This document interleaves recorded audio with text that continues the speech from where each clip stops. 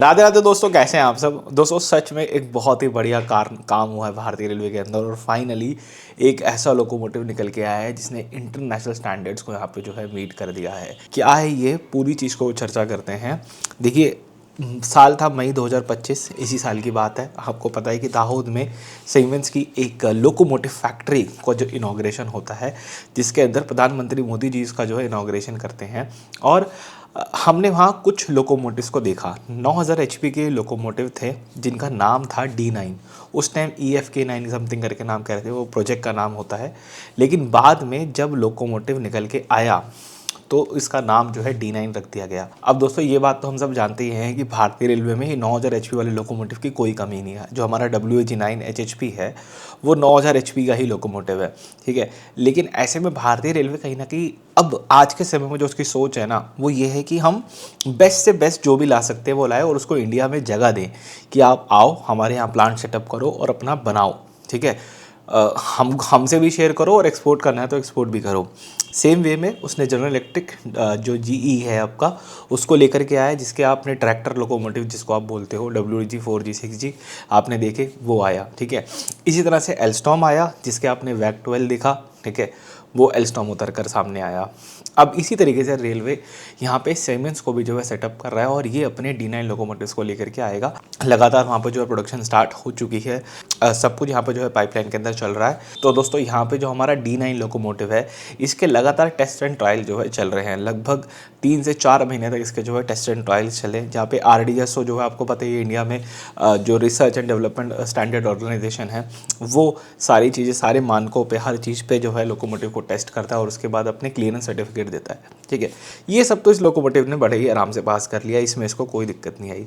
मज़ेदार बात यहाँ पे ये रही दोस्तों कि जो इंटरनेशनल स्टैंडर्ड्स होते हैं उसके अंदर भी ये लोकोमोटिव जो है खरा उतरता है और उन स्टैंडर्ड के ऊपर भी ये लोकोमोटिव जो है बाजी मार जाता है। अब यहाँ पे दोस्तों एक सर्टिफिकेट इस लोकोमोटिव को मिला है जिसका नाम है EN 14363। ये एक यूरोपियन सर्टिफिकेट होता है जो कि नए या फिर सिग्निफिकेंट मॉडिफाइड रोलिंग स्टॉक को जो है दिया जाता है।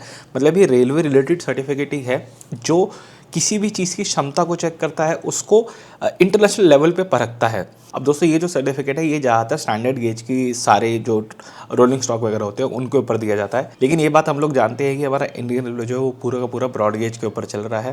तो यहाँ पे जो हमारा D9 लोकोमोटिव है वो भी एक ब्रॉड गेज वाला लोकोमोटिव है।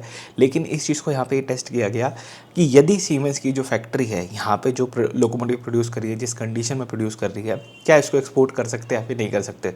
और एक बार ये सर्टिफिकेट इसको अगर मिल गया, जो कि मिल चुका है, ठीक है, वो भी एग्जैक्ट वही लोकोमोटिव का जो कि इंडिया में चलने वाला है, तो आप ये सोच के देखो कि सीमेंस किस लेवल के लोकोमोटिव यहाँ पे जो है बना रहा है और आने वाले टाइम में वो क्या जो है लेकर के आने वाला है। आई रियली थिंक सो हमारे जो रेलवे के बाबू लोग हैं वो बहुत ज़्यादा हस्तक्षेप नहीं करेंगे सीमेंस के इस फैक्ट्री के अंदर कि डिज़ाइन में ये चेंज करो, डिज़ाइन में वो चेंज करो। अगर वो एक अच्छे लेवल की चीज़ प्रोड्यूस कर सकता है तो उसको जो है करने देंगे। ये दोस्तों जो लोकोमोटिव सीमेंस बना रहा है, ये जो हमारा स्टैंडर्ड WAG9 लोकोमोटिव है ना 9000 एचपी वाला, उससे काफ़ी ज़्यादा ताकतवर रहने वाला है। क्योंकि compare to our Indian locomotive manufacturers जैसे कि CLW वगैरह हो गए, उनके कंपैरिजन में जो सीमेंस है उसका एक्सपीरियंस, ठीक है, और उसका पोर्टफोलियो, ये दोनों ही बहुत मैसिव स्केल पे जो है डिफरेंस है। तो दोनों का कंपैरिजन हम नहीं कर सकते। वो जो 9000 एचपी का लोकोमोटिव देगा वो स्ट्रेट अवे ज़्यादा पावरफुल होगा। क्यों? क्योंकि जो हमारे एग्जिस्टिंग लोकोमोटिव है 9000 एचपी के, वो 6000 एचपी के लोकोमोटिव्स के अंदर ही मॉडिफिकेशन करके जो है बनाए गए हैं। ये जो हमारे लोकोमोटिव है D9 जैसे कि ये लोकोमोटिव एक स्ट्रेट अवे 9000 एचपी का लोकोमोटिव है। इसके अंदर तो ट्रैक्शन मोटर लगाई गई हैं, उसके अंदर भी कई सारे यहाँ बदलाव किए गए हैं। मतलब ओवरऑल जो लोकोमोटिव की पावर रहेगी वो एक WG9 HH से ज़्यादा ही रहेगी और रेलवे इन लोकोमोटिव को यूज़ करने के लिए यहाँ पर तैयार बैठा है अपने DFC के अंदर, ठीक है।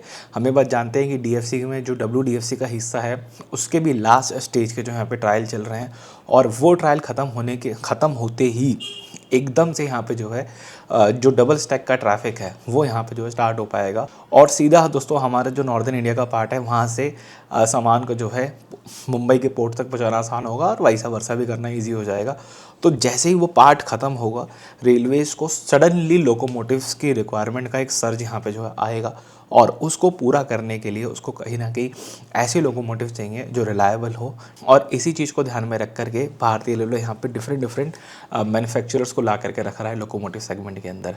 ठीक है, चलिए इस वीडियो में दोस्तों इतना रखते हैं, बाकी आपका क्या कहना है मुझे कॉमेंट सेक्शन में ज़रूर से बताइएगा। राधे राधे।